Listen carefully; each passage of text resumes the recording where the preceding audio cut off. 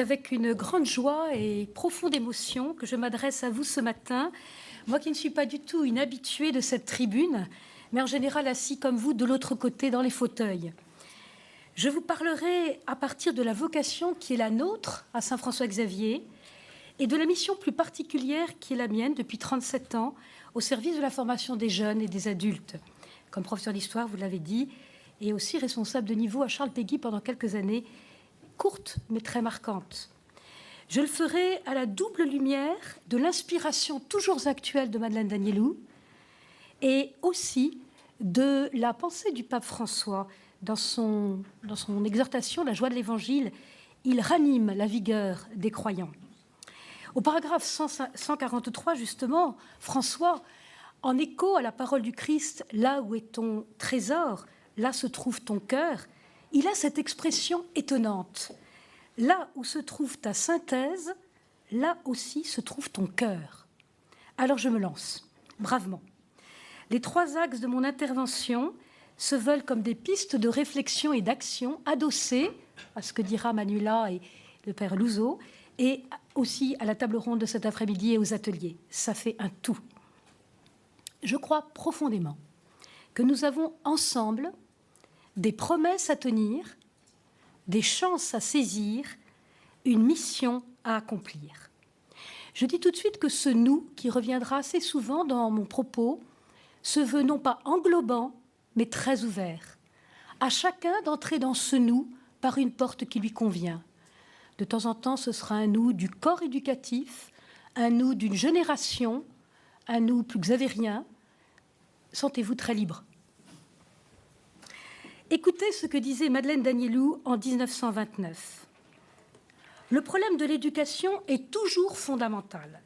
Il l'est particulièrement dans un temps comme le nôtre, où les cadres de la vie sociale sont laïcisés, où tant de courants de pensée se croisent, où chacun doit, dès sa jeunesse, et parfois dès son enfance, chercher par soi-même les chemins qui mènent à Dieu. 1929.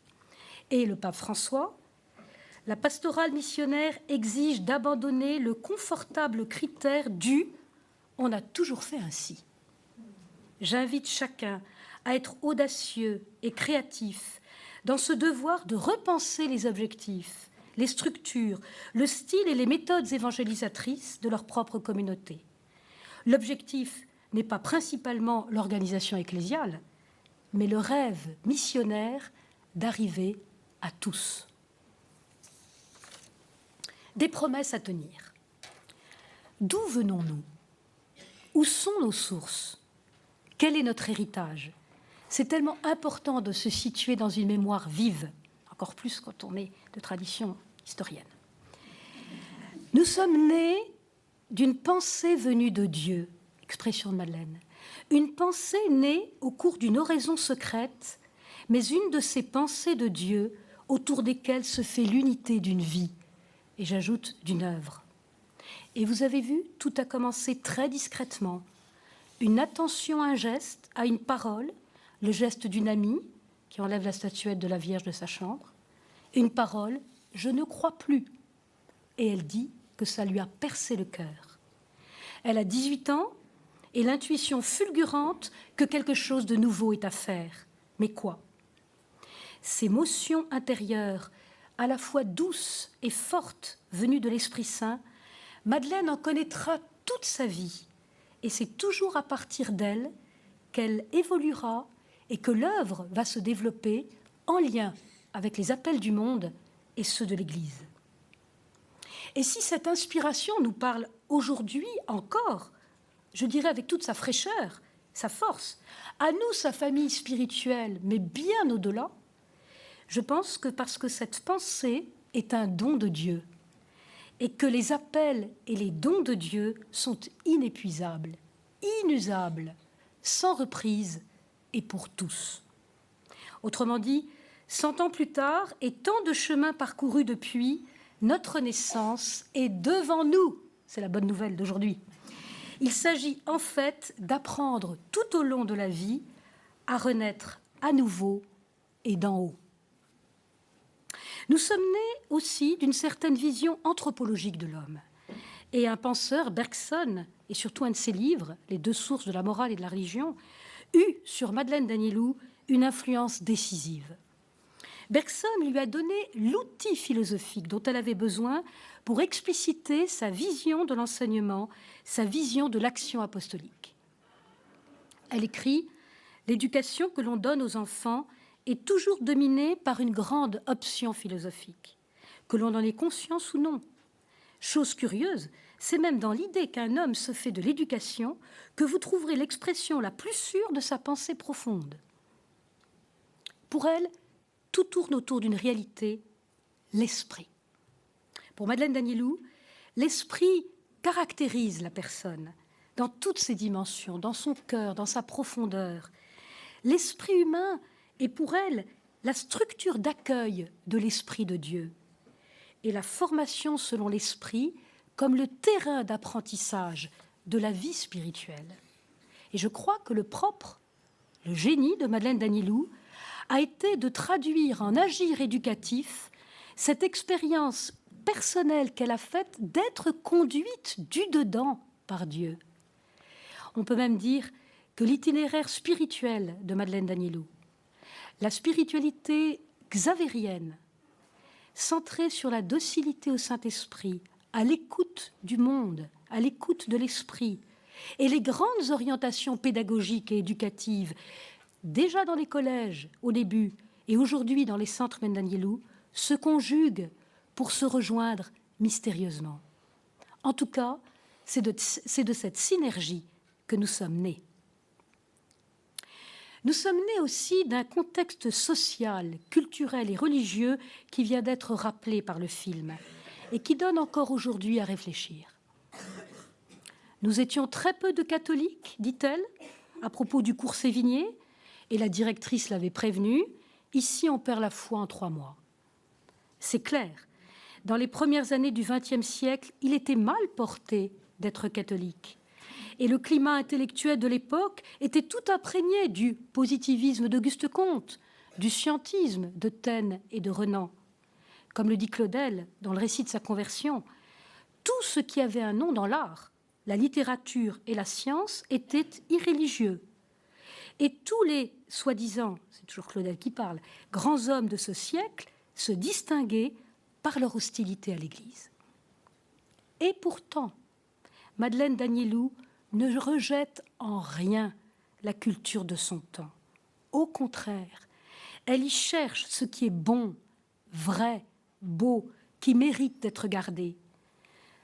Ni la contre-culture, ni le repli identitaire ne la guettent, et nous non plus, mais un discernement selon l'esprit à temps et à contre-temps.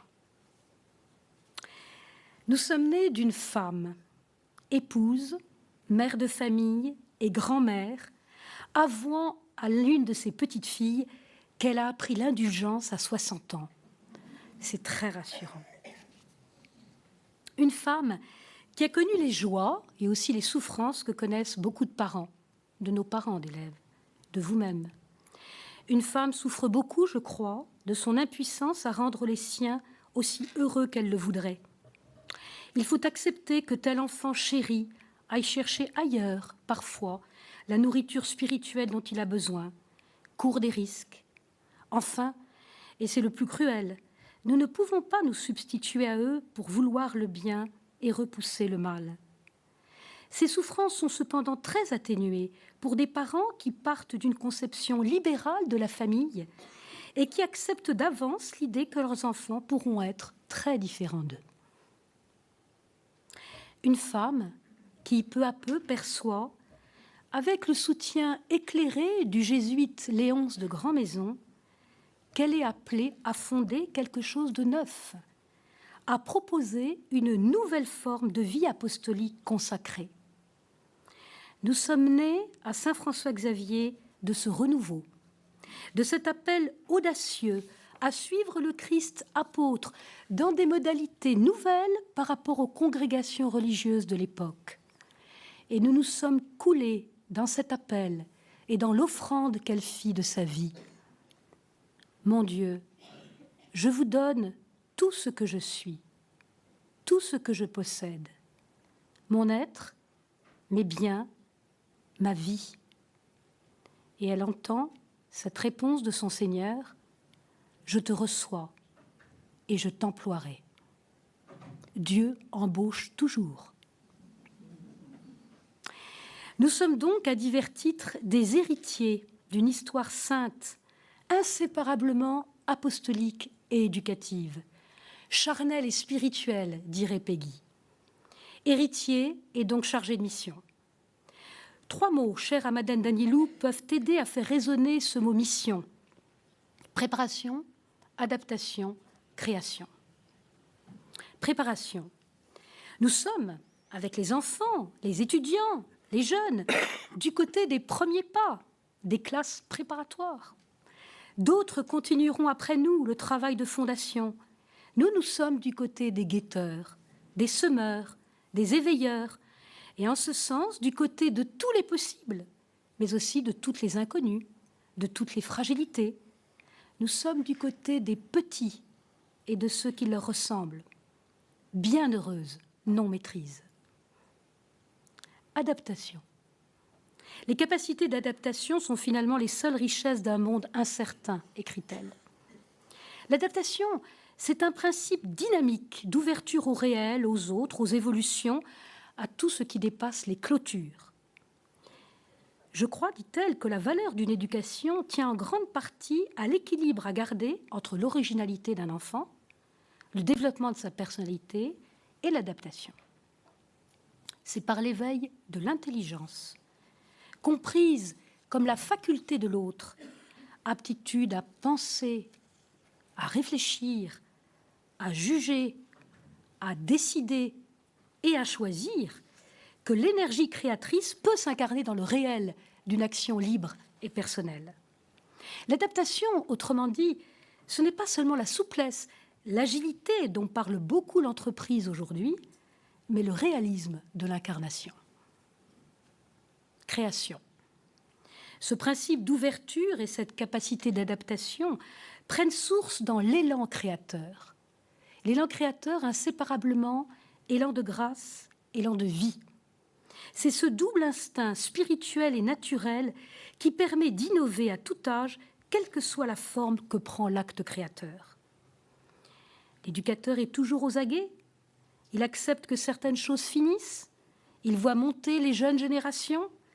Il vit penché sur la face mobile du monde. Il doit insérer son action au plus vif de son temps. Des chances à saisir. Précision de vocabulaire. Chance à saisir, non pas au sens d'opportunité stratégique, de diagnostic à poser, il y en a tant et de très bien faits, mais au sens de signe des temps à déchiffrer, car la vie crée inlassablement des formes nouvelles. Et seul un regard de foi, d'espérance et d'amour peut nous aider à poser sur le monde ce regard et voir dans la trame des événements les complexes mutations en cours et la trace d'une providence à l'œuvre. Mon Père travaille sans cesse, et moi aussi je travaille, dit Jésus en Saint Jean, ce qui nous invite, nous aussi, à beaucoup travailler. Chaussé de ces lunettes, non pas magiques, mais résolument optimistes, en lien avec notre responsabilité éducative au sens très large, je vous propose 4 pistes à parcourir pour ce discernement. Premièrement, dans un environnement de plus en plus connecté, hyper médiatisé, bientôt saturé d'écrans et d'images, il me semble vital d'initier les jeunes aux risques et aux joies de la rencontre personnelle avec l'autre, avec son visage, sa présence réelle, qui m'interpelle et me résiste dans un constant vis-à-vis, je dirais même corps à corps. Nos écoles, nos lieux de formation sont des espaces privilégiés d'apprentissage de ces relations de personne à personne, en temps réel, en espace réel, où nous pouvons expérimenter et transmettre ce goût d'un être ensemble complémentaire, interpersonnel, intergénérationnel. Ne nous laissons pas voler les corps pourrait dire le pape François pour ceux qui ont lu son exhortation. Dans le contexte d'ignorance et d'indifférence religieuse plus ou moins tranquille, qui est le nôtre en France, beaucoup de jeunes et d'adultes, en fait, souffrent de faim et de soif spirituelle et aspirent à trouver du sens, un sens fort, un sens ultime qui donne joie et goût à la vie, au travail et aux liens tissés. Frère Aloïs, prieur de Thésée, disait à la dernière rencontre de Strasbourg « Je suis persuadé que chaque génération a rendez-vous avec les grands enjeux de la vie. Or, cette quête de sens est liée à la relation aux autres et à Dieu. Les temps sont mûrs pour désensabler les sources d'eau vive qui ne coulent plus, pour indiquer les puits de vie spirituelle qui ne déçoivent pas. Les générations montantes ont besoin de croiser sur leur route des personnes sources, elles-mêmes désaltérées au puits de la Samaritaine, capables de proposer aux jeunes, sur leur lieu de formation scolaire, des fontaines de vie. Troisièmement, dans une culture qui promeut l'épanouissement de l'individu, le souci de soi, de sa forme, de son bien-être, de sa réussite, et tout ceci est bon, normal, sain. Osons tout de même appeler à davantage, viser plus loin, plus haut, plus large. Nos enfants n'ont pas seulement à s'épanouir, mais à chercher à s'accomplir, ce qui n'est pas la même chose, dans une vocation et une destinée qui engagent plus grand que soi. Un bien commun, une belle cause, des intérêts supérieurs, le souci des autres, l'avenir de la société, la transformation du monde, bref, un don de soi au-delà de ses seuls désirs et intérêts personnels, et pourquoi pas un oubli de soi. Un être humain, si humble soit-il, a des résonances infinies, des profondeurs insondables, une parole à dire qui n'est qu'à lui, bien qu'elle s'insère dans un cœur immense, une vocation qui n'est pas moins qu'une pensée divine. Alors je pose la question, que ferons-nous mûrir dans nos écoles en termes d'orientation, d'engagement social, de combat pour plus de justice, d'attention aux plus fragiles, de sursaut de la conscience, de services gratuits, désintéressés de la société et de l'Église. Seule est juste notre plus haute mesure, disait Emmanuel Mounier, fondateur d'Esprit, ami et professeur, ami de Madeleine Danilou, et professeur dès le début à l'École normale à Neuilly. Quatrièmement, dans un monde à la fois segmenté et globalisé, pluriel au plan culturel et religieux, et qui risque de se cloisonner en des identités repliées sur elles-mêmes, voire meurtrières, éduquer au dialogue et à la rencontre de soi, à la rencontre de l'autre, à la fois le même, mon frère en humanité, et si différent en même temps par la langue, son histoire, ses croyances, son mode de vie, me semble être l'enjeu prioritaire.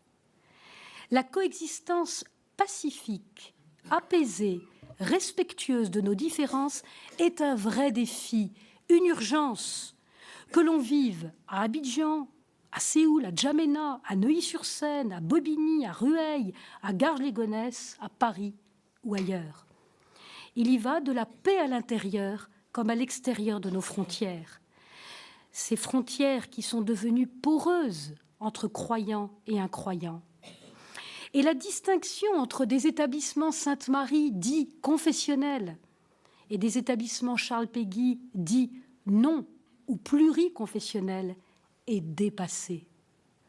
En fait, nous sommes tous devant un paradoxe nouveau. Tenir ensemble, ouverture pluraliste et annonce de la bonne nouvelle de l'Évangile, dont nous sommes dépositaires par conviction ou par tradition. Les CMD de France associés au service public d'éducation sont ouverts à la diversité, même si celle-ci ne prend pas le même visage selon les lieux d'implantation. Nous ne vivons pas ce lien avec l'État comme une contrainte, enfin pas seulement, mais comme une chance d'accueillir des jeunes, des familles, des enseignants d'horizons très divers qui apportent chacun leur richesse propre à l'ensemble. Comment cet accueil diversifié interroge-t-il nos lieux de mission ? Je crois vraiment qu'une école catholique, au sens plein du mot, ne peut pas être une école confessionnelle au sens réservé aux seuls baptisés. Mais elle doit être confessante pour le bien de tous. Nous sommes tenus d'annoncer sans cesse le Christ, qui est la voie, la vérité et la vie. Non pas comme un bonus, mais parce que cet événement qui me concerne, moi qui crois en Dieu, un Dieu qui s'intéresse à l'homme, jusqu'à donner sa vie pour lui, eh bien cet événement qui me concerne, je pense qu'il peut aussi te concerner, toi qui ne crois pas en lui ou qui crois autrement. Un juste pluralisme, respectueux de la liberté de conscience de chacun, ne conduit donc ni au relativisme, ni à la juxtaposition, mais fait dialoguer des hommes et des femmes, des jeunes, en quête d'identité. Jean-Marc Aveline, devenu Monseigneur Aveline, parle admirablement du dialogue des identités narratives. Raconte-moi où tu vas puiser de quoi entretenir en toi le goût de Dieu. Quelles sont les croyances, les rites, les symboles, religieux ou non, qui te font traverser les grands passages de la vie ? On est bien au-delà du simple enseignement du fait religieux. Aller jusqu'à ce niveau de dialogue existentiel conduit à rejoindre les traces du désir d'infini, de transcendance dans chaque être, chaque culture, chaque génération. Pour un établissement scolaire, dit Jean-Marc Aveline, s'ajuster au geste de Dieu qui a pris le risque du dialogue pour se révéler, c'est d'abord engager le dialogue avec chacun, quelles que soient ses références, pourvu qu'il ne le refuse pas. La théologie dialogale de la révélation fonde une théologie dialogale de la mission. Une mission à accomplir ensemble. Comment poursuivre l'œuvre qui nous a été confiée et d'où nous sentons bien qu'elle est un trésor à partager toujours davantage ? Certes, Madeleine Danielou, toujours encourageante, nous murmurerait à l'oreille « Il s'agit de libérer la source, de tracer le dessin du fleuve. La fraîcheur de l'eau, son abondance et sa saveur viennent de plus loin que vous. » Mais comment incarner pour aujourd'hui cette vision, ces promesses de vie ? Comment mener le bon combat de l'éducation à l'épreuve du réel, des multiples contraintes du système éducatif et de toutes nos incertitudes face à l'avenir ? Voilà les questions qui nous sont posées à tous, à nous, communauté Saint-François-Xavier, petite mais vaillante, fragile mais ardente, forte des promesses de Dieu et de sa fidélité, à vous, laïcs, appelés par votre foi à servir l'homme et Dieu dans ce monde, à vous tous, amis et collaborateurs de tout horizon philosophique et religieux, qui vous reconnaissez dans ces orientations éducatives et pédagogiques de la famille, Madeleine Danielou. Alors, quels peuvent être les critères d'une mission fidèlement inventive à la tradition reçue ? J'en retiens 3 ce matin pour nous. Le critère de la communion ecclésiale. Le pape François le redit, les dons de l'Esprit Saint ne sont pas un patrimoine fermé, livré à un groupe qui les garde, un signe clair de l'authenticité d'un charisme et son ecclésialité. Je crois vraiment que cette mission partagée, cette communauté engagée ensemble dans la diversité et l'unité de ses membres, fait signe, peut faire sens et attire. Les jeunes ne s'y trompent pas à cette dimension d'unité. Avec les prêtres, les anciens, les parents, les équipes éducatives au sens large, avançons encore plus avant dans cet esprit de communion qui ne sera jamais à confondre avec la triste uniformité. Christian Tchergé, la joie secrète de l'esprit sera toujours d'établir la communion et de rétablir la ressemblance en jouant avec les différences. Deuxième critère, le critère de la rencontre entre culture humaniste et sagesse chrétienne. Nous sommes merveilleusement placés en ce lieu pour le vivre et le dire. Les jeunes ont des droits spirituels et le vrai respect va jusqu'à faire entendre de façon audible au cœur des humanités classiques et modernes la note propre de l'Évangile. Il y a et il y aura des étonnements, des surprises, des résistances, voire des refus, mais au moins il y aura confrontation et rencontre. Pour cela, j'en suis absolument convaincue, nous devons continuer à proposer une formation intellectuellement exigeante et spirituellement nourrissante, capable d'éveiller des esprits aussi libres et créatifs que possible, pouvant juger et agir par eux-mêmes et avec d'autres, capables d'exercer leurs responsabilités personnelles et collectives. Troisièmement, le critère de la charte éducative donnée dès l'origine et qui demeure d'une grande pertinence. Je parlerai même du caractère prophétique de cette double injonction que je vous relis dans son contexte et que souvent on ne lit que trop limité. Madame Danilo, je me souviens qu'un jour Bergson m'a demandé « Finalement, madame, quelle idée vous faites-vous de l'éducation ?» Je lui ai répondu « Discerner la ligne de l'élan créateur dans un enfant et la suivre. Discerner aussi la conduite de Dieu sur son âme et seconder le maître intérieur. » Et nous étions bien d'accord. Mais cela est très difficile à réaliser. Nous nous trompons toujours, un peu ou beaucoup. Je pense que nous pouvons inlassablement revenir à cette intuition, si juste et neuve, en tâchant de garder ensemble, dans une union sans confusion et une distinction sans séparation, ces deux ordres, celui de la nature et celui de la grâce, sans se résigner au clivage entre d'un côté ce qui relève du domaine profane, purement scolaire, avec toutes les activités d'enseignement, de formation humaine, d'apprentissage technique, et de l'autre ce qui appartient au domaine spirituel, religieux, pastoral et tout ce qui va avec. Distinguer, oui, au nom de l'autonomie de chacun des ordres.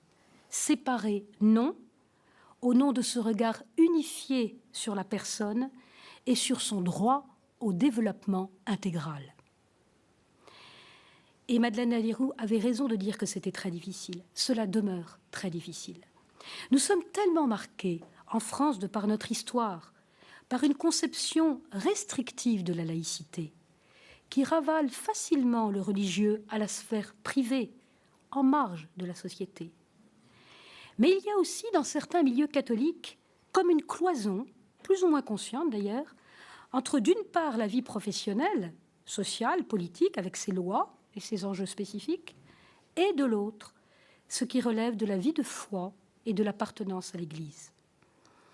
Certains courants souhaitent par ailleurs affirmer davantage le caractère propre de l'enseignement catholique, quitte à créer un système à part, voire séparé, chimiquement plus pur. Notre choix dans les CMD est autre.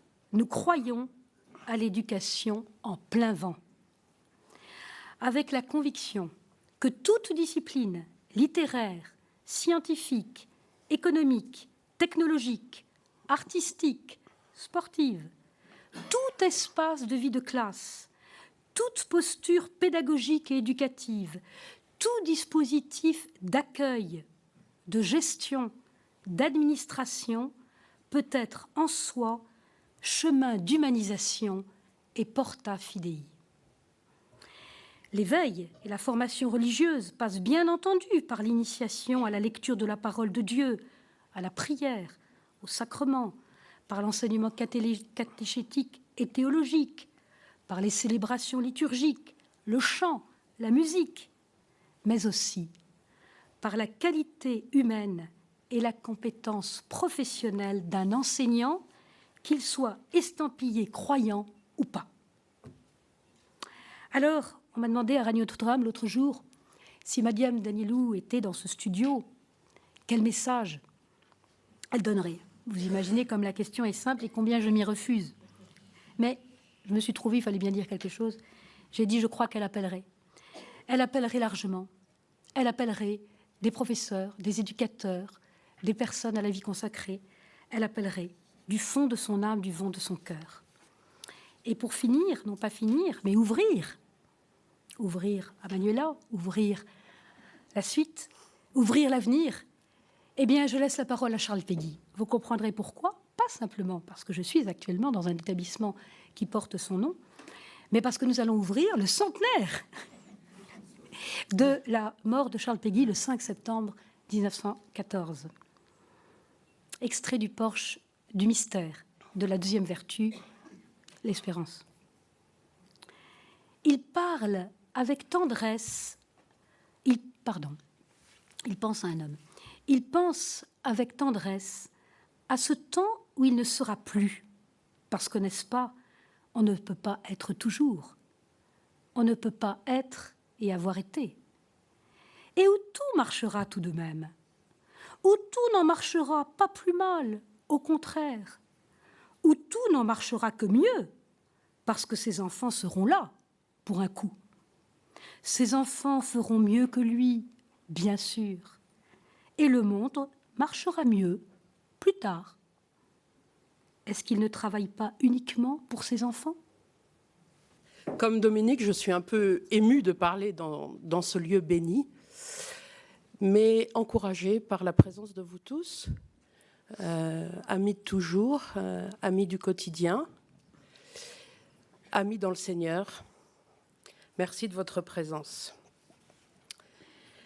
Quand nous relisons aujourd'hui les textes de Madeleine Danielou, beaucoup nous semblent d'une actualité brûlante et nous sommes même étonnés, et à travers ce qu'a dit Dominique, nous l'avons ressenti, je pense, qu'ils aient pu être écrits il y a si longtemps. Mais d'autres nous semblent obsolètes, voire désuets, je crois qu'on peut le dire, non seulement dans leur forme, mais même dans leurs idées, et j'ose le dire ici sans provocation. Je crois que c'est là le propre de l'œuvre des grands penseurs, d'être à la fois visionnaire et contestable, et en cela nous obligeant à les réinterpréter tous les jours. Et c'est d'autant plus vrai pour une pensée éducative qui est au service de la vie, au service du présent, et dont on ne peut faire autre chose que de l'actualiser. L'histoire que nous avons pu voir dans le film, l'histoire des CMD, nous manifeste cette réactualisation permanente au fil du temps de la pensée de Madeleine Danielou, dont on a vu qu'elle s'était incarnée dans des fondations d'écoles, dans des contextes géographiques et culturels, parfois apparemment loin de l'idée première. Ce matin, j'aimerais seulement effleurer quelques pistes pour voir comment peut s'infléchir aujourd'hui cette pensée fondatrice dans les contextes éducatifs, pédagogiques, intellectuels et institutionnels, et dans le contexte spirituel d'aujourd'hui. Alors, dans le domaine éducatif, ce qu'on peut constater aujourd'hui, c'est que bien des décisions éducatives de nous tous, parents, éducateurs ou professeurs, sont guidées par le souci de voir les talents des jeunes s'épanouir, de les voir développer leur personnalité, et on peut observer que chacun est sensible aussi à ce que ça se fasse dans un climat d'autonomie le plus tôt possible, et qui fait souvent l'admiration des parents. Dans certains contextes plus privilégiés, comme celui de Rueil que je connais mieux, ce développement des talents s'associe avec, s'accompagne du désir de faire vivre à l'enfant des nombreuses expériences. Alors des séjours linguistiques, des camps, des expériences de vie collective, d'activités culturelles, de stages divers, humanitaires ou professionnels. Ces temps-là, à côté de l'école, semblent premiers et parachever la réussite d'une éducation. C'est vrai que tout l'environnement scolaire, parascolaire, familial et social,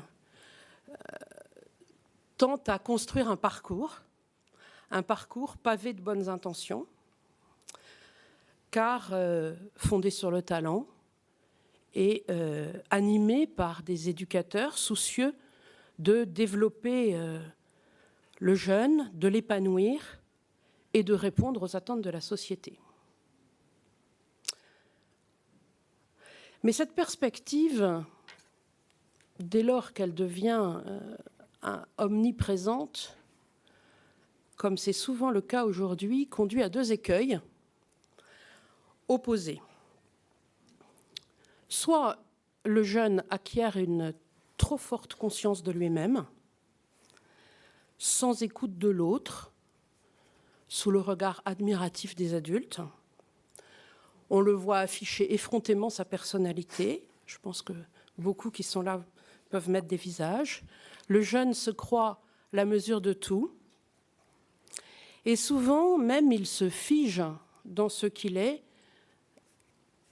sans perspective d'être autre. Et même parfois, quand il a été élève chez nous, qu'il a envie de se débarrasser de cette image de lui-même, il a du mal, parce que cette image, elle est renforcée encore par Facebook ou par tout ce qui incite aujourd'hui à la mise en scène de soi. Une élève de terminale qui prend du recul m'a dit un jour « J'ai l'impression d'être un prototype ». Une autre « Mes parents ont besoin de cliquer pour valider chaque étape de ma vie ». Premier écueil. Deuxième écueil, le jeune peut perdre régulièrement confiance parce qu'il voit autour de lui du toujours plus. Toujours plus beau, toujours plus sportif, toujours plus matheux, toujours plus sociable. Et très vite, il ne se sent plus aimé pour lui-même, mais pour ses réussites.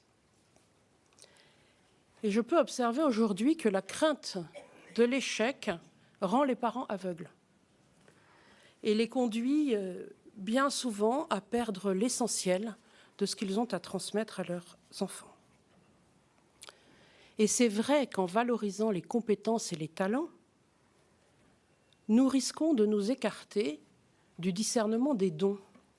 Ces dons dont nous parlait Madeleine Danielou et sur lesquels je voudrais revenir ce matin. Que nous en dit Madeleine Danielou ? Le don existe à mesure égale chez tous. Parcelle irréductible chez un être, parfois enfoui. Parcelle de génie que chacun porte en soi. Ce qui le rend en tout unique et en accord avec lui-même. Ce don qui existe donc autant chez l'élève ordinaire, autant chez l'élève pas scolaire. Ce don, cette qualité d'être, humaine et intellectuelle ou intellectuelle, peut prendre les formes suivantes. L'esprit de finesse, le goût de la vérité, le sens de la justice, le sens de l'écoute intérieure, l'esprit de service, la délicatesse, voilà tout ce qui peut exister chez un enfant. Nous avons tous, comme professeurs ou comme éducateurs, l'expérience d'avoir pu constater que lorsque nous avons touché chez le jeune ce qu'il est, lorsque nous avons réussi à le faire exister par ce qu'il est et non pas par ce qu'il a ou ce qu'il fait, nous avons pu constater que ses dons se déployaient et ses talents dans le même mouvement. L'éducateur, quand il éveille ce don, ressent une grande joie et cueille très vite le fruit qu'il a semé. Je pense en particulier à tous ceux qui font du théâtre avec des élèves, se rendent vite compte, à travers l'expérience théâtrale qui déplace le jeune, qu'un don peut tout à fait jaillir, pas seulement le don de savoir être sur une scène, mais le théâtre révèle des dons autres. Et très vite, on arrive à cueillir ce qui a été semé. Et c'est pour cette raison profonde que le pédagogue qui éveille les talents, les savoirs, les compétences et l'éducateur qui éveille les dons sont indissociables et sont invités à agir ensemble. L'urgence est aujourd'hui, à la suite de Madeleine Danielou, à ce développement que j'appellerais organique du jeune, dans ses dons, dans ce qu'il est par nature, dans ce qu'il est en vérité, dans le même temps où il développe compétences, savoir et savoir-faire. Ce don, c'est le lieu de notre présence à nous-mêmes, c'est le lieu de notre présence aux autres, c'est le lieu de l'estime de soi, c'est le lieu de la confiance. C'est aussi, et Dominique l'a souligné tout à l'heure, le lieu de toutes les audaces. Comment donner accès aux jeunes aujourd'hui à ces dons afin qu'ils fassent leur unité du dedans? Jean-Guilhem Xéry, en conclusion du document Episcopat de septembre dernier sur le transhumanisme, disait « Comment prendre le chemin du lieu de nous-mêmes, qui est la source de notre vie, de notre dynamisme et de nos choix ?» Alors je tente quelques esquisses de réponses qui correspondent en fait au grand choix de nos établissements. En faisant l'expérience d'un silence durable, par l'étude ou par des temps d'abstraction du monde, ce silence qui permet aux jeunes d'élaborer une pensée propre, qui les rend aussi sensibles au mouvement intérieur de leur cœur, de leur pensée. Aujourd'hui, le silence effraie les jeunes. Il y a un paradoxe. Le silence effraie les jeunes et en même temps, ils y entrent avec une facilité qui nous déconcerte. 38 élèves sur 42 élèves d'Hippocagne viennent de choisir de faire la retraite. Libre choix. Je crois qu'il y a un besoin là très très fort. Autre réponse, comment se trouver soi? Par la rencontre admirative des personnes et des œuvres. Dans un monde qui nous montre souvent la face noire, qui soulève plutôt les échecs et les difficultés, nos établissements doivent prendre délibérément le parti de l'admiration. Par l'amour désintéressé des parents et l'attention désintéressée des éducateurs. Les jeunes ont l'intuition, toujours, des personnes qui les aiment en vérité. Ça, on le constate vraiment tous les jours. Il n'y a qu'à voir d'ailleurs leur relation si particulière aujourd'hui avec les grands-parents. La création artistique au sens large permet aussi cet éveil des dons. L'action auprès des autres, le don de soi, dont Dominique a parlé, qui permet aux jeunes de reconnaître sa part de gratuité, mais qui lui permet aussi d'accueillir ses fragilités, d'accueillir ses blessures. Par la recherche de la vérité, bien sûr sur le plan philosophique, mais aussi sur le plan humain. Nous sommes confrontés tous les jours à des contextes de triche, de mensonges. Et là, il y a une action à mener, aussi dans le monde, parce que les frontières de la triche, du mensonge ne sont plus si claires. Il est important d'amener le jeune à sa propre vérité, à lui libérer la conscience. C'est source aussi de reconnaissance de son don. Enfin, par l'expérience du choix et par l'expérience corollaire, c'est-à-dire celle du renoncement. Cette expérience du choix et du renoncement qui apprend aux jeunes à avoir la maîtrise sur ses désirs et sur ses aspirations. Alors, dans le domaine éducatif, 3 préconisations particulières aujourd'hui s'imposent pour moi dans le monde scolaire pour que les dons s'éveillent. La première, c'est de reprendre notre vision de l'orientation. Nous avons transformé la vision de l'orientation aujourd'hui, qui devient comme une espèce d'entonnoir, une course prématurée qui leurre le jeune sur lui-même et qui souvent limite ses possibles. Au contraire, ouvrons le domaine de l'orientation comme un éventail. N'ayons pas peur de ces jeunes qui continuent à se rechercher, à se chercher eux-mêmes jusqu'au second trimestre de terminale. Je trouve que c'est plutôt bon signe. Deuxième préconisation, ne pas multiplier à foison les domaines de connaissance, qui sont déjà bien plus nombreux qu'en 1913. Et celui qui a fait son unité du dedans, je crois, le jeune qui aura bien les contours de son savoir et la maîtrise et qui dominera ses savoirs, saura toujours faire appel par son esprit au savoir dont il aura besoin. Il saura s'adapter. Enfin, dernière préconisation en matière éducative, c'est sur le plan affectif, qui est le domaine d'une grande vulnérabilité aujourd'hui.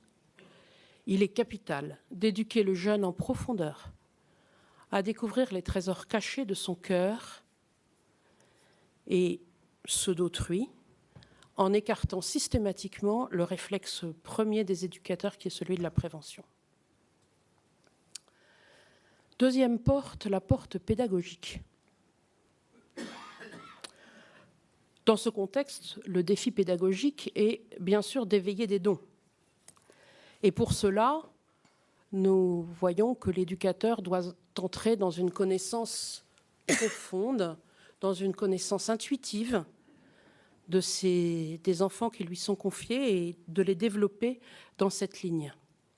Alors nous avons une chance aujourd'hui, c'est que les opportunités de ce discernement sont nombreuses pour le professeur dans les programmes. Je vous cite, pour ceux qui sont moins dans le monde scolaire, accompagnement personnalisé, travail d'équipe, études dirigées, enseignement d'exploration, même les feux itinéraires de découverte, travaux personnels encadrés. Autant de chances pédagogiques à saisir dans l'esprit de nos établissements. Ces temps permettent d'observer, de conduire un esprit qui se forme et avance dans un climat d'autodiscipline qui nous est cher et dans un climat de relation qui nous est aussi très cher. Ces climats favorisent la libération des forces vives chez les jeunes. Par son attention, son expérience et son savoir, le pédagogue, dans tous ses cours, conduit l'esprit de ses élèves. Il touche à leur conscience et à leur volonté. Le professeur est en quelque sorte le sourcier du savoir. Dans ce monde où l'accès au savoir n'est plus réservé à l'école, le professeur devient le sourcier de ce savoir. Il ne craint pas non plus de se laisser enseigner par les jeunes qui lui sont confiés et d'admirer leur culture, car c'est l'occasion de les rejoindre et de mieux les comprendre. Nous avons parfois quelques surprises sur la culture des jeunes et il est bon de rester très en lien avec leur culture. Pour vous amuser 30 secondes, savez-vous ce que c'est qu'un colloque pour une élève de 5e ? C'est quelqu'un qui partage un appartement avec quelqu'un d'autre. La choré, c'est une chorégraphie. Ainsi, au fur et à mesure des années, l'éducateur puise son inspiration pédagogique dans le sens de la mission qu'il a, et il apprend à toucher juste.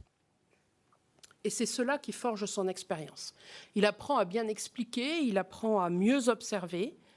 Son expérience grandit par ses échanges avec ses collègues, qui sont indispensables aujourd'hui et qui sont même favorisés par les inspecteurs.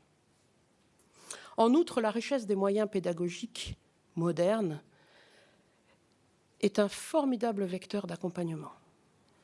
Le métier est en perpétuel renouvellement, le métier est passionnant, c'est le seul qui touche la formation de l'esprit. Il y a urgence à le réincarner aujourd'hui. Il y a urgence à l'évangéliser aussi. Car l'éducateur, c'est celui qui porte ce regard optimiste, c'est celui qui voit dans le cœur des êtres comment Dieu œuvre et en quoi il œuvre. Peut-on le dire aujourd'hui ? Combien emprunterait alors cette voie magnifique de l'enseignement et de l'éducation ? Et combien peut-être aussi de religieux consacrés d'autres ordres n'auraient pas déserté ce champ apostolique privilégié qu'est le monde éducatif ? Ce métier s'apprend. Le succès des stages d'observation à Rueil du métier d'enseignant et leur fécondité manifestent qu'ils répondent à un besoin d'aujourd'hui. Je lance une idée. Madeleine Danielou a commencé son œuvre par la fondation d'une école normale, par la formation des professeurs. N'est-ce pas cela, à l'heure où le métier est si décrié, à quoi nous devons penser aujourd'hui ? Un lieu de formation de professeurs éducateurs, avec toutes les ressources dont nous disposons, avec notre tradition, avec notre expérience, avec surtout l'expérience de nos professeurs. N'est-ce pas aujourd'hui un chantier à ouvrir, un chantier de coopération entre laïcs et communauté ? Troisième porte, la porte du domaine intellectuel. Quel que soit aujourd'hui le contexte scolaire, quel que soit l'âge, quel que soit le contexte socio-culturel, l'enseignant a à donner à chacun de ses élèves accès à la connaissance de l'expérience humaine. C'est le b.a.-ba. Doit lui donner les moyens de penser par lui-même, de raisonner, et doit lui donner aussi les moyens d'exprimer cette pensée à l'oral comme à l'écrit. L'accès à l'expérience ne veut pas dire nécessairement l'expérimentation. L'expérimentation, elle est dévolue aujourd'hui aux sciences expérimentales et elle a bien des vertus. Elle permet une compréhension concrète des phénomènes, elle permet de goûter ce que Madeleine Danielou appelait la saveur du réel. L'expérience complète l'expérimentation. L'expérience, c'est cette domination des savoirs, cette appropriation des savoirs, cette sagesse acquise par la synthèse des connaissances, des œuvres de l'esprit humain. Toute l'entreprise intellectuelle aujourd'hui est de permettre aux jeunes de se laisser rejoindre par ce qu'il apprend, parce que cela touche à son origine, cela touche à son être, cela touche à son histoire, cela touche à son devenir. Demandez à un élève de 10 ans quelles sont les disciplines qu'il préfère à l'école. Réponse, l'histoire et l'SVT. L'SVT, c'est la science de la vie et de la terre. L'histoire et la SVT. Et vous remarquerez que ce sont les disciplines qui sont les moins enseignées en primaire. Par l'accès à la connaissance, l'esprit descend dans le cœur et le jeune connaît des vraies joies intellectuelles, très tôt. C'est ce qui lui permet aussi de s'attacher au monde dans lequel il vit et pour lequel il devient prêt à s'engager par l'action ou par la pensée. Alors on peut dire que c'est de l'élitisme, oui, mais on peut dire non aussi. C'est d'abord de l'estime des capacités inépuisables des jeunes et une foi inébranlable dans l'homme. Oui, c'est de l'élitisme, car aujourd'hui, hélas, bien peu ont accès à ces joies très hautes. La soif d'apprendre et de comprendre n'a jamais été aussi grande chez les jeunes aujourd'hui. Mais elle va avec la frustration de ne pouvoir accéder à des contenus de qualité. Nous le constatons à longueur de visites d'inscription. La baisse des exigences aux épreuves des examens, au lieu de libérer les professeurs des échéances, a eu l'effet dans trop d'établissements de rétrécir le champ des connaissances.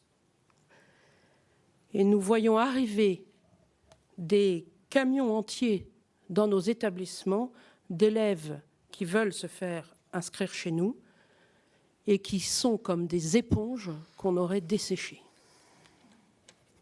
Il y a là une grave préoccupation qui doit nous faire réagir. Le champ à enseigner et à éduquer aujourd'hui est vaste. Cette formation-là, celle qui rejoint le cœur de l'homme, qui engage la meilleure part de l'homme, cette formation humaniste est un impératif qui doit courir tout le long d'une scolarité, le long des programmes et des classes, quels que soient les rythmes, les disciplines et les réformes. Sans cela, nous risquons de tomber dans une chosification du savoir. Nous risquons de voir le jeune mettre à distance son apprentissage et perdre sa curiosité. Et pour le professeur, le risque est grand de perdre la finalité de sa mission. En parcourant les manuels scolaires, nous nous apercevons que bien souvent les exercices proposés, les documents ou les questions pédagogiques s'arrêtent au seuil de la réflexion. Ne faudrait-il pas imaginer aujourd'hui se lancer, pour l'enseignement catholique ou pour les Saintes Madeleine d'Agnellou, je ne sais, dans l'écriture de manuels ou de supports pédagogiques qui respectent les programmes officiels, mais qui suscitent davantage de questionnements profonds, de prolongement, de raisonnement, de construction de la pensée, peut-être dans cette école des maîtres que j'évoquais tout à l'heure. Car la liberté de choix des manuels scolaires est une de nos libertés institutionnelles. Elle est à utiliser sans timidité, comme les trois autres. Liberté de conscience, liberté d'organisation, liberté de recrutement. Enfin, dernière porte, la porte spirituelle. Comment aujourd'hui une communauté éducative en majorité laïque peut-elle continuer à vivre d'une pensée et d'une inspiration éducative fondatrice? Une communauté éducative en 2014 est une donnée beaucoup plus volatile qu'en 1913, car il y a beaucoup plus de mouvements aujourd'hui, de mutations, de changements d'orientation professionnelle, de présence de professeurs suppléants ou délégués,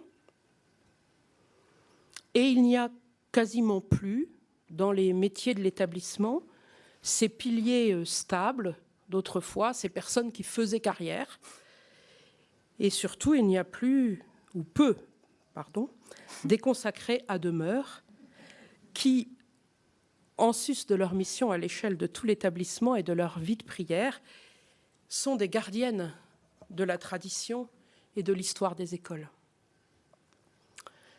La tradition éducative ne repose plus aujourd'hui sur quelques têtes, mais elle repose sur le corps entier. Corps entier qui est sans cesse en train de se renouveler. Vous comprenez comme l'entreprise est délicate.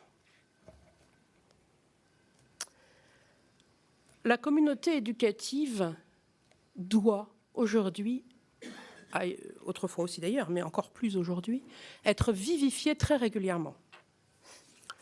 Dans un mouvement de respiration, elle vit au rythme de celui qui y apporte quelque chose, de son savoir, de son expérience, de sa personnalité, de sa prière, de sa vie spirituelle, mais elle vit autant et à parts égales de celui qui y reçoit, de celui qui y reçoit des conseils, de celui qui y reçoit de l'amitié, de celui qui y reçoit une expérience, qui y reçoit une ouverture humaine avant d'y recevoir une ouverture spirituelle.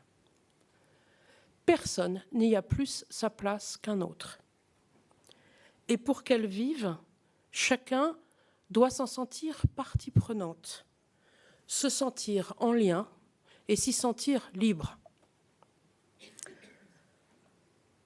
L'ensemble de la communauté éducative adopte chacun de celui qu'elle reçoit, qu'il soit élève, qu'il soit professeur, qu'il soit parent, qu'il soit personnel, et lui formule aussitôt ce que j'appellerais volontiers l'esprit de famille, en l'invitant à des temps de réflexion pédagogique, culturelle, spirituelle, des temps de réflexion qui doivent jalonner l'année, le laissant libre de s'y investir ou pas, sans jugement de valeur et à son rythme propre. Cela dit, quand il y a l'atmosphère, celui qui arrive reçoit des grâces, s'adapte et se sent souvent poussé. Et c'est ainsi que se construit, comme par capillarité, une communauté qui se reconnaît, qui se respecte. Et c'est ainsi que se pose l'édifice d'une maison qui partage joies et peines. Cette maison puise son unité et son esprit de famille d'abord dans la conscience partagée de la mission auprès des jeunes. Et ensuite, et c'est son corollaire, dans le fait qu'elle fasse fi de ses intérêts personnels. Ça, c'est le premier stade, c'est le premier pas, c'est la condition pour construire une communauté éducative autour d'une pensée fondatrice. Pour maintenir ce climat et pour garantir l'esprit dans nos établissements, certains sont choisis comme responsables. On peut dire qu'ils forment de facto une communauté de veilleurs, adossée à la communauté Saint-François-Xavier, avec qui ils partagent un compagnonnage apostolique. Ils sont rattachés par conviction à cette source. Ils ont néanmoins grandement besoin de se greffer sur l'expérience des consacrés qui leur indiquent très souvent dans les décisions à prendre la voie évangélique, voie tracée par la prière. Ainsi, les laïcs s'enracinent dans leur mission sans lien de dépendance ni d'engagement avec la communauté, mais dans une relation qui ne doit avoir qu'une priorité de part et d'autre, la confiance. Toute l'exigence de ceux qui sont responsables du corps entier, qu'ils soient consacrés ou qu'ils soient laïcs, est de permettre cette confiance, de la garantir et de la rétablir, que ce soit dans les relations interpersonnelles ou dans les relations collectives. C'est le deuxième stade, c'est le deuxième pas, c'est la deuxième étape pour construire la communauté éducative autour d'une pensée fondatrice. Cette communauté qui mêle laïque et consacré à proportion aujourd'hui parfois très inégale dans certains endroits, grandit dans cette confiance partagée, grandit dans l'écoute, grandit dans la bienveillance, déploie aussi sa créativité dans sa responsabilité missionnaire auprès des jeunes, pense ses initiatives à la lumière de l'Évangile, cherche des solutions ensemble, pense ensemble le présent, le passé et l'avenir, dans des lieux de réflexion, par des temps de ressourcement. Par exemple, le groupe L'éducation selon l'esprit qui a préparé cette journée, qui s'est réuni à plusieurs reprises. Cette communauté nouvelle se parle en vérité. Les laïcs associés deviennent appelants, vivent eux-mêmes non pas en communauté, mais vivent d'un esprit communautaire, s'équilibrant humainement et spirituellement les uns les autres. C'est là le troisième stade, c'est là le troisième pas. Et c'est le pas de notre aujourd'hui, c'est le pas de notre actualité, c'est le pas de notre présent. il n'est ni temps de se retourner, ni temps de se reposer. L'œuvre de création se poursuit. L'Esprit Saint est le maître de la suite de l'histoire de cette création. L'avenir des centres Madeleine d'Agnelou ne se décrète pas. Leur histoire nous invite, consacrés ou laïcs, à vivre chacun notre présent dans la confiance, à être attentifs ensemble aux signes des temps, chacun dans notre état de vie, engagés dans une coopération de fond, baptisé responsable de la petite parcelle du royaume qui lui a été confiée. Je voudrais laisser la dernière parole à Madeleine d'Agnelou dans le second livre de Sagesse, prémonitoire. Le royaume de Dieu s'accroît par toutes les vocations. Le corps du Christ a besoin de ces êtres qui quittent tout pour lui. C'est pourquoi nous devons honorer et respecter les vocations de prêtres, de missionnaires, d'éducatrices, et surtout ne pas jeter de sable sur l'étincelle de pur amour allumée parfois dans l'âme d'un petit enfant. Peut-être est-ce le commencement d'un feu qui s'embrasera pour le salut du monde. Je voudrais placer mes réflexions et mes pauvres mots sous l'autorité de la parole de Dieu.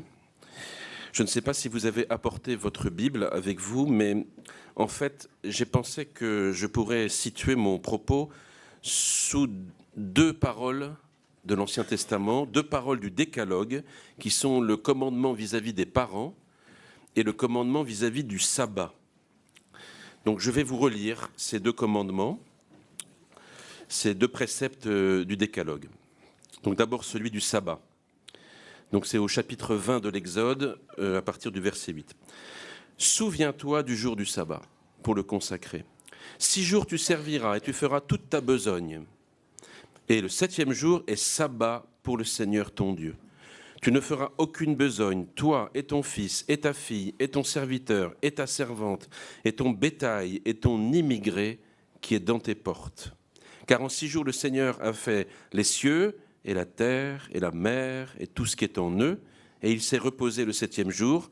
C'est pourquoi le Seigneur a béni le jour du sabbat, et il l'a consacré. » Et voilà maintenant ce qui suit immédiatement, le commandement vis-à-vis des parents. « Honore ton père et ta mère, afin que se prolongent tes jours sur le sol que le Seigneur ton Dieu te donne. » Ce sont les deux seuls commandements positifs des 10 paroles. Ce sont des commandements centraux, en fait, c'est le centre du Décalogue, et ce sont des commandements charnières entre les commandements par rapport à Dieu lui-même et les commandements par rapport au prochain. Et en plus, ce sont des commandements qui sont complémentaires l'un vis-à-vis de l'autre. On pourrait dire, vous voyez, le commandement envers les parents, il est adressé à l'homme en tant qu'il est fils ou fille. Mais le commandement du sabbat, il est adressé à l'homme en tant qu'il est père ou mère et qu'il a une responsabilité sur des fils, des filles, des serviteurs, des servantes, toute une maison. Je voudrais d'abord dire quelque chose de très étonnant à propos du commandement des parents. Honore ton père et ta mère. Et là, il y a quelque chose de très subversif, parce qu'on aurait envie, si vous n'étiez pas du tout habitué à la lecture biblique, on aurait envie de dire « Honore ton père et ta mère afin que se prolongent leurs jours. Occupe-toi d'eux parce qu'ils sont vieux et qu'ils ont besoin de toi pour poursuivre leur vie. » Alors, ce qui est très impressionnant, c'est que la finalité de ce commandement, c'est afin que se prolongent tes jours à toi, toi qui es un enfant.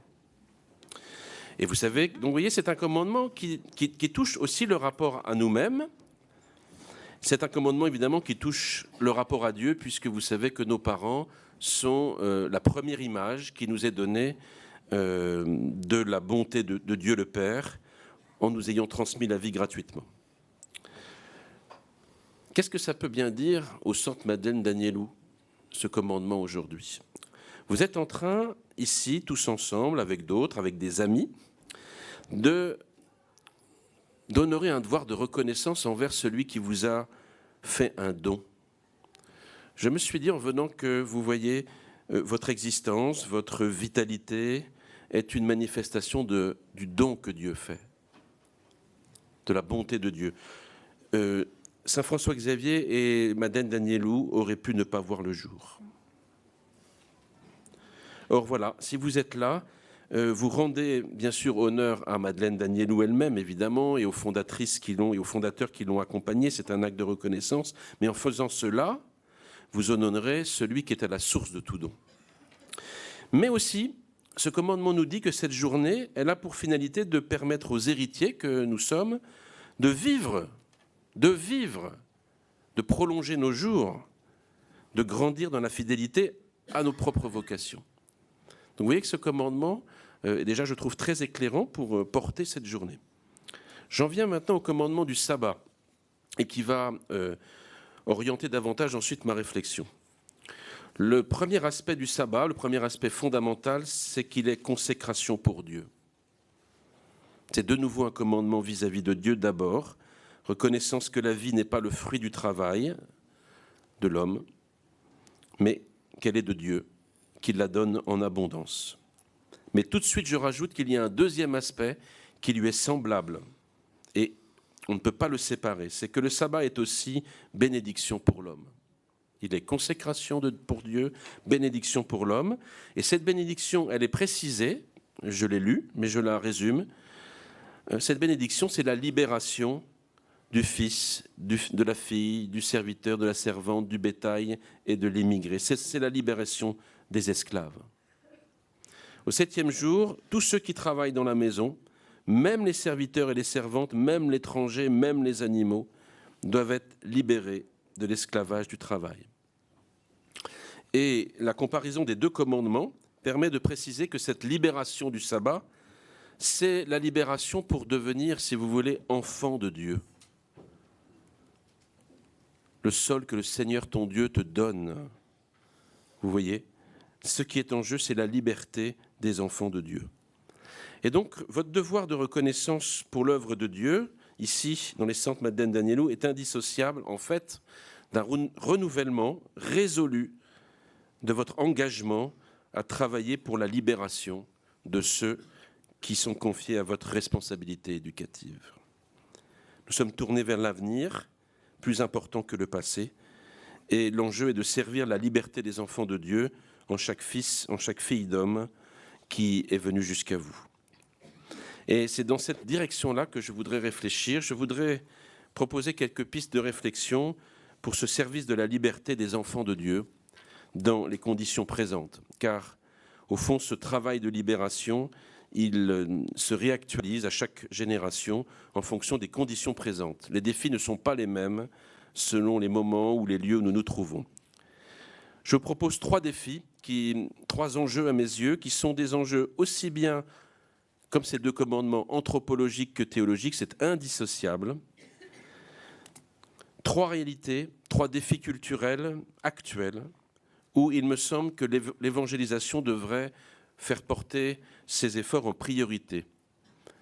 Comme dit notre ami, Monseigneur Adoukonou, l'évangélisation doit se porter sur les lieux de fracture et de faille, et des lieux de souffrance, si vous voulez,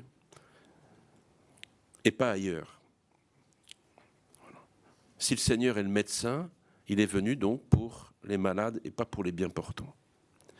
Donc les enjeux que je vais essayer de décrire, vous allez voir, ils sont à la fois très généraux. Je veux dire qu'ils touchent l'ensemble d'une génération et de plusieurs générations, mais ils touchent aussi beaucoup de lieux en ce monde. Pas simplement que la région parisienne ou même la France. Donc ce sont des enjeux à la fois généraux et ce sont aussi des enjeux sur lesquels vous, étant donné ce qui est votre mission, vous avez une certaine marge de manœuvre. Je ne vais pas vous parler de la gouvernance mondiale, qui est aussi un enjeu important aujourd'hui. Parce que je ne crois pas que vous ayez immédiatement quelque chose à faire dessus. En revanche, ce sur quoi je vais réfléchir, là je pense vraiment que même vous avez une place absolument magnifique, quoi. Vous avez vraiment des moyens de manœuvre. Voilà. Vous avez des lieux où vous investir. Et par là, les 3 défis que je relève, puisque ce sont des lieux précisément d'évangélisation, ce sont des lieux de promesses, si nous voulons bien faire le travail qui nous est donné, et que ce qui nous semble être d'abord une crise ou un défi peut devenir un lieu d'immense fécondité. Mais alors, vous allez voir que quand je vais les décrire... On est prêt. Vous êtes prêts? Alors, le premier touche à la question du sens de l'histoire. J'ai envie de vous dire que pour moi, un des plus grands enjeux aujourd'hui, pas simplement d'ailleurs pour les enfants et les adolescents, mais pour les adultes aussi, c'est de susciter, de faire grandir le sens de l'histoire. Et je vais expliciter de ce dont je parle. Il y a un lien intrinsèque entre une liberté humaine et l'histoire. Nous ne pouvons pas imaginer que, travailler à la libération de la vie des enfants de Dieu s'ils ne prennent pas conscience, et nous avec, de l'histoire sainte et de leur histoire sainte. Mais il n'y a pas de conscience possible d'une histoire sainte, c'est-à-dire d'une rencontre avec Dieu dans l'histoire, sans une conscience de son histoire humaine, qu'elle soit familiale, nationale, internationale. Je suis très frappé depuis quelques années dans les étudiants qui viennent ici à la faculté, et encore, vous voyez, c'est déjà ceux qui aboutissent ici ont déjà tout un parcours, mais peut-être de personnes rencontrées. Je demande parfois, mais est-ce que tu pourrais me raconter ton histoire? S'il fallait raconter ta destinée. Je vous assure que vous arrivez parfois, vous êtes devant des personnes qui sont incapables de le faire. D'avoir, si vous voulez, de faire un récit ordonné des événements importants de leur vie. C'est très saisissant. Alors quand je parle de sens de l'histoire ou de les aider à pouvoir raconter leur histoire, je parle de quoi?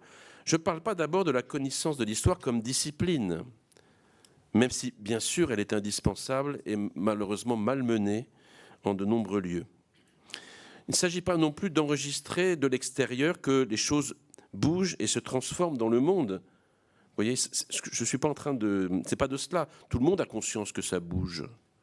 Encore hier, à la télévision, les journalistes et les hommes politiques disaient « Notre monde a changé ». Merci. Mais ils n'ont dit que ça pendant 1 heure.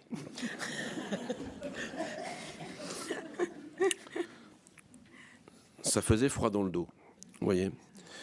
Bien sûr que ça change, bien sûr que la réalité, elle ne reste jamais identique à elle-même. On le sait depuis les premiers philosophes. Mais ce n'est pas ça dont je suis en train de vous parler. Il s'agit d'apprendre à prendre conscience du rapport interne, intime, entre la liberté et le temps. Entre la liberté et le temps, ce temps dont le pape François nous a dit, dans le livre, les dernières exhortations, qu'il est supérieur à l'espace. Le temps est supérieur à l'espace. Si je voulais le dire d'une autre manière, l'homme ne peut devenir libre, vraiment libre, que dans la mesure, vous voyez, où il est capable de faire 3 opérations. Recueillir le fruit de son passé, des événements qu'il connaît ou qu'il a vécu, d'en recueillir vraiment le fruit. Puis, deuxième opération, d'en réfléchir sur la signification présente que ces événements et son histoire a pour lui. Et puis enfin, troisième opération, de s'orienter volontairement vers l'avenir de son choix. Je vais le résumer en une seule proposition, on pourra en parler après, mais un homme ne peut devenir libre que dans la mesure où il pose un acte spirituel du fond de son esprit, donc où il pose un acte spirituel dans l'histoire, c'est-à-dire où il va mobiliser tout ce qu'il est, l'ensemble de ses facultés spirituelles, mais aussi de sa sensibilité, de tout son corps, pour incarner cette réalité dans le temps qui est le sien. Je trouve qu'il n'y a pas pire souffrance que de ne pas habiter le temps où nous nous trouvons. Alors, ayant dit cela, ça nécessiterait bien sûr des développements beaucoup plus forts, mais je pense qu'avec ça, j'ai dit l'essentiel de ce premier enjeu. Et il me semble que vous avez beaucoup de moyens d'action à votre disposition. Alors, je ne vais m'arrêter que sur un des moyens qui m'a semblé important, parce que Dominique avait rajouté dans le cahier des charges, Frédéric, vous vous souvenez bien, il y a quand même beaucoup d'enseignants. Alors, je vais essayer de vous dire comment, dans l'enseignement lui-même, on peut grandir dans ce sens de l'histoire. Et il me semble qu'effectivement, l'enseignement, c'est un des cœurs, bien sûr, de votre métier, de votre vocation. Et ce que je voulais vous dire, c'est faire grandir le sens de l'histoire. Tout enseignement est concerné. Et pas simplement, vous voyez, le cours de la science historique, la discipline qu'on appelle l'histoire. Tout enseignement devrait accorder, dans la présentation des vérités auxquelles il donne accès, la priorité à l'historique. Les produits de la raison théorique, les produits de la raison la plus théorique, même les mathématiques, même la métaphysique, apparemment les plus intemporels qui puissent se concevoir, tous ces produits de la raison demeurent toujours affectés par une historicité humaine. Voilà. C'est-à-dire que leur sens, leur valeur ne se déchiffrent qu'en comprenant de l'intérieur comment des libertés humaines s'y sont engagées. Donc vous voyez, les textes, les théories que nous étudions pendant les cours, ce sont toujours et d'abord des œuvres de la liberté humaine dans l'histoire. Et il faut aller jusque-là. C'est en tant que tel que ces textes, ces théories doivent être considérés in fine. Je pense d'ailleurs que c'est la réponse par le haut à la crise du relativisme. Bref, plus nous voulons que notre enseignement serve au développement d'une liberté humaine, plus nous avons à mettre en œuvre, à révéler, à mettre en œuvre l'engagement des libertés dans l'histoire. C'est la liberté de l'auteur ou du scientifique ou de l'artiste. C'est la liberté du professeur qui est en train de parler. C'est la liberté de l'étudiant qui écoute et qui s'engage, qui devrait s'engager. Si la vérité rend libre, c'est vrai que nous, catholiques, nous sommes très sensibles à cette parole. J'en reviendrai dans la deuxième partie. Si la vérité rend libre, la vérité n'est non moins déterminée par la liberté qui engage ses potentialités créatrices, son élan créateur, dans la genèse de la réalité humaine. Et je vous promets que cette manière d'enseigner engage une conversion profonde. Voilà, si je peux vous donner une toute petite témoignage, ça a été un des points que j'ai essayé de faire comprendre ici aux professeurs dont j'avais la charge, et c'est pas si facile que ça. Parce que si vous n'avez pas été vous-même éveillé, si toute votre formation comme professeur a été plutôt abstraite, pour dire les choses, c'est très difficile de revenir en arrière. Voilà. Je ne dis pas ça pour vous casser les ailes, pour vous dire que j'ai tout à fait conscience en vous disant ça, que c'est un vaste chantier.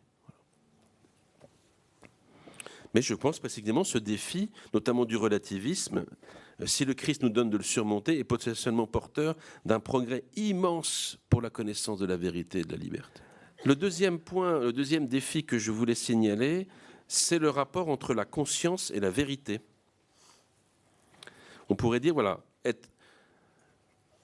éduquer une conscience et surtout son rapport à la vérité. Il me semble que c'est un enjeu majeur que je vais développé, et en cela, je me fais l'écho notamment des travaux de John Henry Newman, du bienheureux Newman, et d'un de ses plus grands commentateurs actuels, qui est Joseph Ratzinger.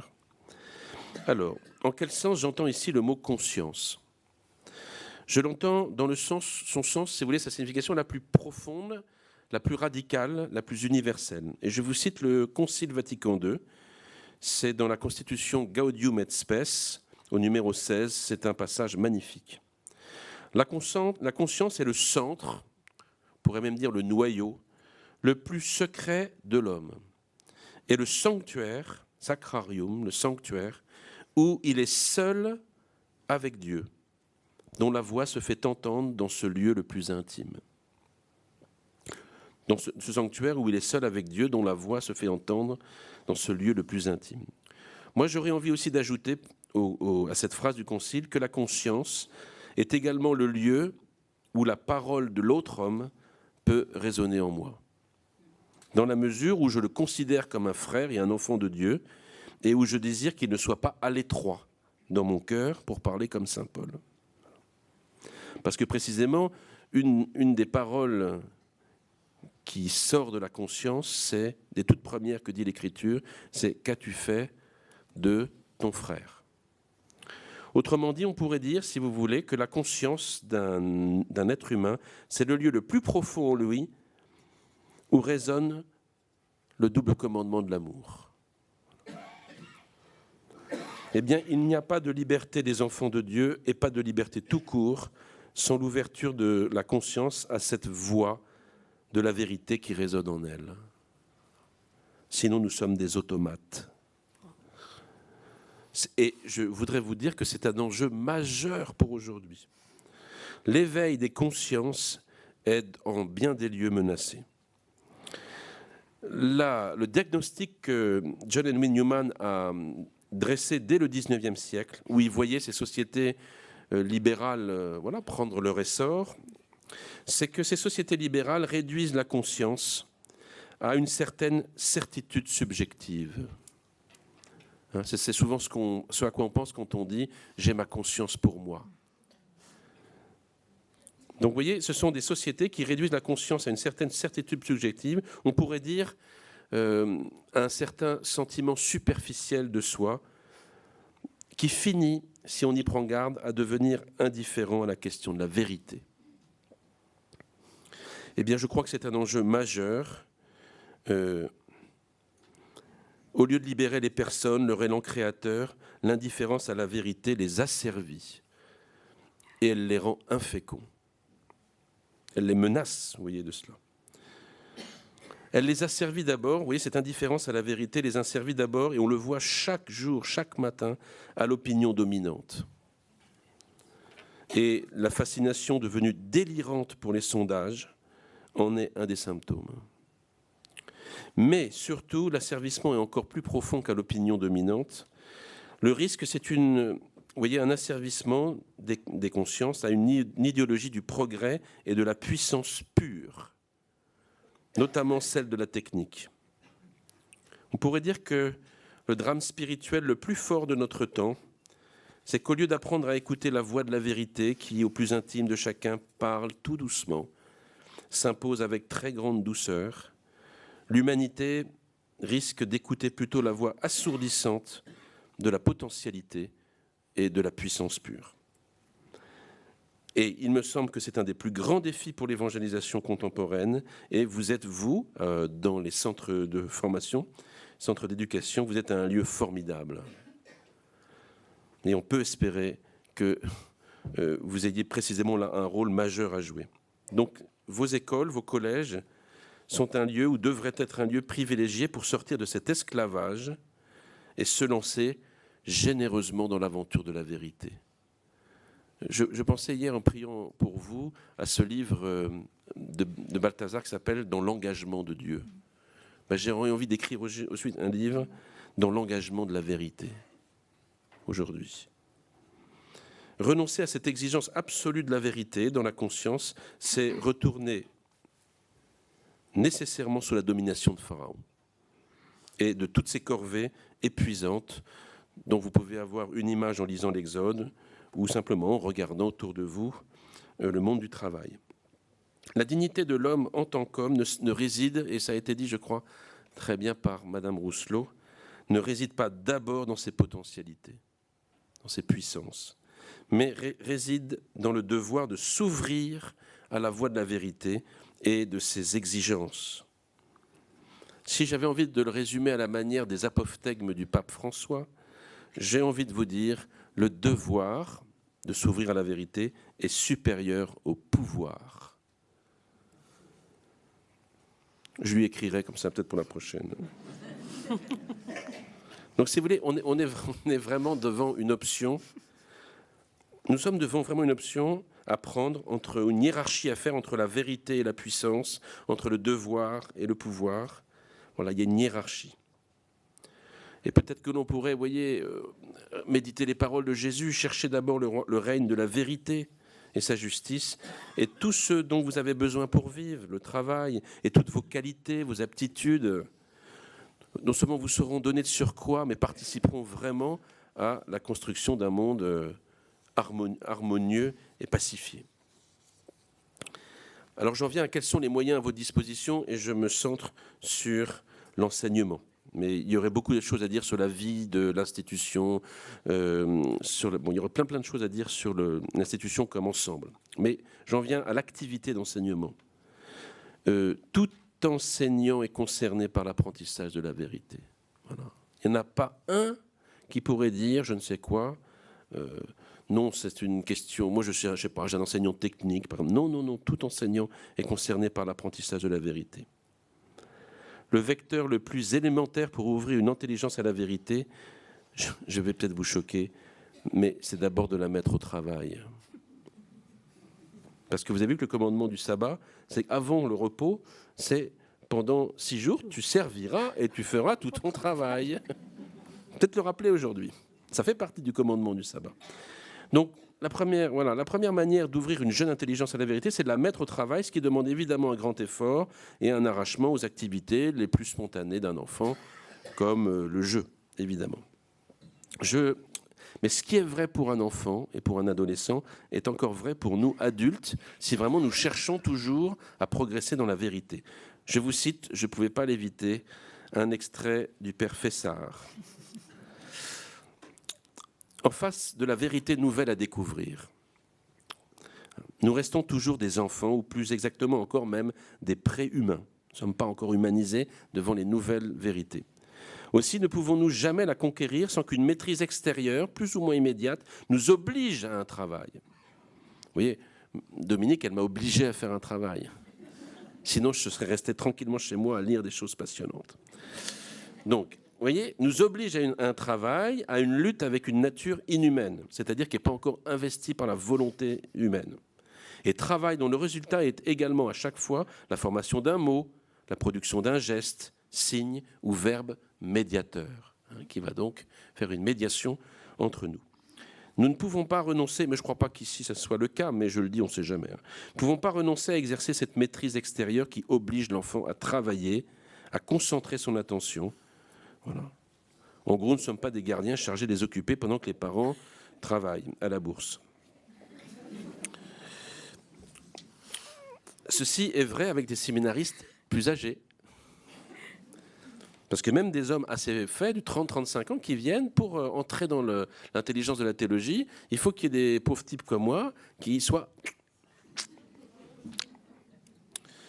Et tout au long de ce travail, être intraitable, voilà, c'est le deuxième message, être intraitable pour soi-même d'abord et pour les étudiants ensuite, avec tout ce qui s'apparente avec la superficialité, la paresse intellectuelle, les à peu près de toutes sortes, les phrases toutes faites, l'asservissement aux opinions dominantes. Et on ne peut pas dire qu'on soit à l'abri de tout cela aujourd'hui. Troisième message, se réjouir, rendre manifeste autant que possible le moindre ray de lumière qui jaillit dans l'intelligence d'un enfant. Voilà. Et non seulement le montrer, le manifester, mais faire reconnaître le sentiment qui accompagne cet éclair d'intelligence, le sentiment de joie intérieure, de paix qui accompagne l'irruption de la vérité dans une âme. Et pour terminer, quatrième message, mais j'ai déjà entendu que le message était passé avant que je ne parle. Ordonner tout succès ou tout échec dans les performances académiques, parce qu'il y en a des performances académiques, ordonner tout succès ou tout échec à la recherche de la vérité et de la liberté. Et pour terminer, je ne résiste pas à vous lire, puis je terminerai par la troisième partie, un magnifique extrait d'un texte du père Pierre Lyonnais, père jésuite, voilà, d'heureuse et de grande mémoire, qui a dirigé une institution à un lycée à Saint-Étienne, et qui a écrit un texte de 3 pages sur éduquer selon le Christ. Je vous lis ce qu'il dit. Nous estimons premières les valeurs spirituelles, c'est-à-dire celles qui développent dans l'âme de l'enfant la vie divine. Nous estimons manquer une éducation qui ne rendrait pas nos enfants bienheureux selon l'Évangile. Écoutez bien, ça nous ça chauffe. Nous ne serons jamais fiers, selon le Christ, d'un bachelier diplômé s'il n'a pas le cœur pauvre et l'âme loyale et pure. Et de l'autre côté, un paresseux, fût-il riche et aimable, a quitté le chemin. Nous n'avons que faire de techniciens sans âme et sans conscience, de spécialistes intéressés. Ceux-là ne pourront jamais construire autre chose qu'un monde dur, un monde d'argent et d'esclaves, de jouissance et d'administration sans âme, un monde où jamais ne fleurira la charité au souffle de l'Esprit de Dieu. C'était écrit dans les années 40. Troisième et dernier enjeu, il va peut-être être plus surprenant, et je vous prie simplement d'avoir la bienveillance de croire que ce n'est pas un nationaliste qui vous parle, ou un extrémiste, mais quelqu'un qui a réfléchi depuis plus de 20 ans, grâce au père Fessard, au père Salles, à ce qu'était une nation, son pays. Le troisième enjeu culturel aujourd'hui en France, ce serait de développer l'amour de son pays, et le respect, l'amour de son pays, le désir que ce pays, cette France, joue un rôle bienfaisant dans le monde, au service de l'humanité, en collaboration avec d'autres nations.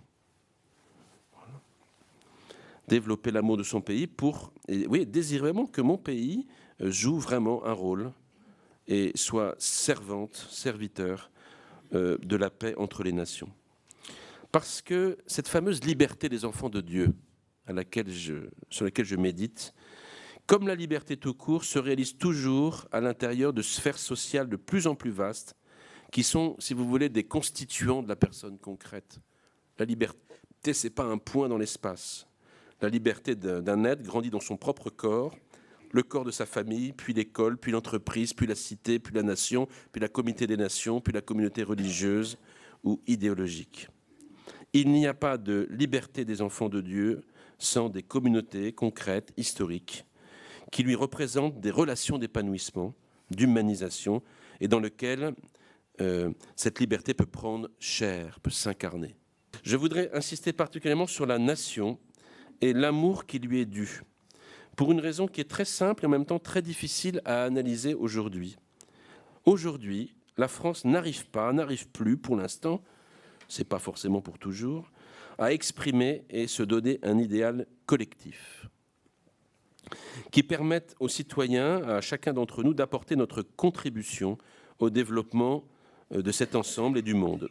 Nous n'arrivons plus pour l'instant à nous dire les uns aux autres le rôle collectif que nous voulons jouer au service de la fraternité de tous les hommes. Ce phénomène, dont je n'ai pas le temps d'esquisser l'analyse, est un profond handicap pour chacun de nous. C'est comme si nous avions une partie de notre corps qui est sectionnée. Et c'est une pathologie culturelle collective. Et vous voyez, je crois qu'il est difficile à un individu de percevoir sa destinée historique, sa vocation, s'il n'a pas conscience de la destinée historique de sa nation. Et la disparition actuelle de la conscience nationale et de l'amour pour son pays n'est pas une bonne nouvelle, mais vraiment pas. Ni pour les individus, ni pour la paix entre les nations, à commencer par les nations européennes. Je n'ai aucune réponse globale à ce défi, mais en revanche, je suis sûr que les établissements scolaires où vous travaillez ont une responsabilité particulière pour surmonter ce défi. Cet amour et ce service de son pays sont un prolongement du commandement qui enjoint d'honorer son père et sa mère. Quels sont les moyens d'action dont vous disposez pour l'enseignement lui-même ? J'ai envie de vous dire cette chose-là, c'est qu'au fond de la nation, il y a la culture. C'est ça la grande richesse d'une nation. Et qu'au fond de la culture, il y a la langue. Et il me semble que l'apprentissage de la langue française me paraît aujourd'hui devoir faire l'objet d'un soin tout particulier. Et là aussi, ce n'est pas que dans le cours de français. Nous devrions respecter les mots comme les anciens, nous devrions respecter les mots comme des sacrements. Parce que là où les mots de la langue sont considérés comme des déchets jetables, c'est que le règne de l'efficacité et de la puissance pure dont je vous parlais est en train de s'instaurer. Je vous en supplie, vous devez résister à ce règne. Et je me bats avec des théologiens aussi sur ces questions-là. Vous devez résister à ce règne, même s'il est promu par des intellectuels ou s'il est imposé par la puissance publique. Ce n'est pas aux intellectuels ni à la puissance publique de dire ce que doit être la langue d'une nation. C'est un trésor bien trop important, voyez, pour qu'il soit comme ça mis sous domination. L'étude des grands textes, des grandes œuvres de la culture, il en était question.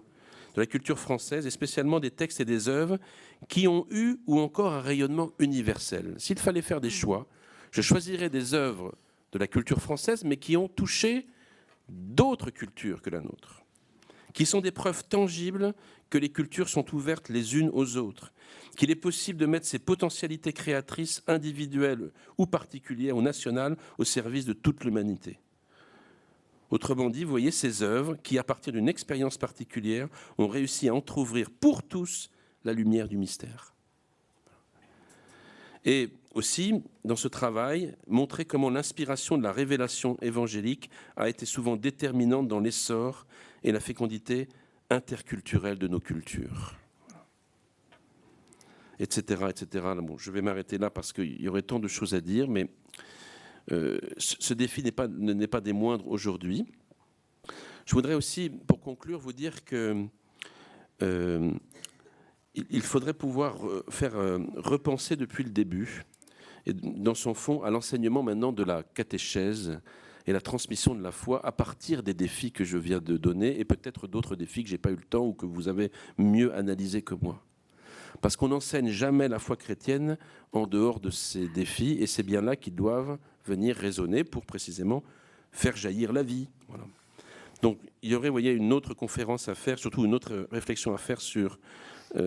parce que sinon, le grand risque, c'est que la catéchèse devient extrinsèque, si vous voulez. Voilà.